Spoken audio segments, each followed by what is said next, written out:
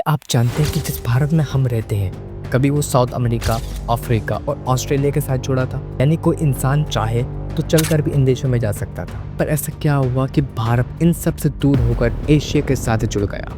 मैं हूँ आकिब और आज की इस वीडियो में हम जानेंगे कैसे भारत इन महाद्वीपों से दूर होकर एशिया के साथ जुड़ गया और डायनासोर्स के अंत में भारत की कितनी बड़ी भूमिका थी, और जानेंगे कि नेपाल में जो भूकंप आते हैं उसका कारण क्या भारत है। क्या भारत आज भी तेजी से खिसक रहा है। शुरू करते हैं इस वीडियो को, जिसका टॉपिक हमने रखा है द बर्थ ऑफ इंडिया।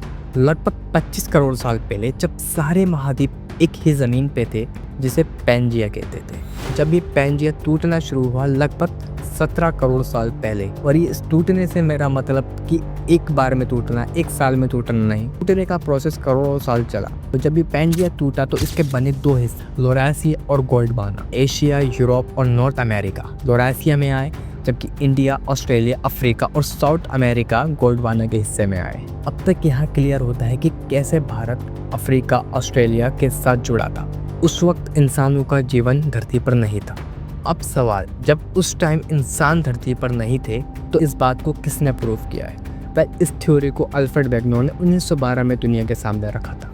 लगभग 10 करोड़ साल पहले भारत गोंडवाना से अलग होकर उत्तर दिशा की ओर खिसकने लगा। करीब 5 करोड़ साल पहले उत्तर दिशा में वो एशिया से टकरा गया, जिससे बना आज का हिमालय और माउंट एवरेस्ट। भारत की जो टेक्टोनिक प्लेट है वो तेजी से उत्तर दिशा की ओर खिसक रही है, लगभग हर साल 5 सेंटीमीटर बढ़ती है। यहाँ पर अल्फ्रेड वेगनर की एक थ्योरी सामने आती है। उन्होंने कहा था कि 25 करोड़ साल बाद ये सारे महाद्वीप एक बार फिर से जुड़ जाएंगे। वह अपने टॉपिक पर फिर वापस चलते हैं और देखते हैं कि डायनासोर्स के अंत में इंडिया का कितना बड़ा हाथ था।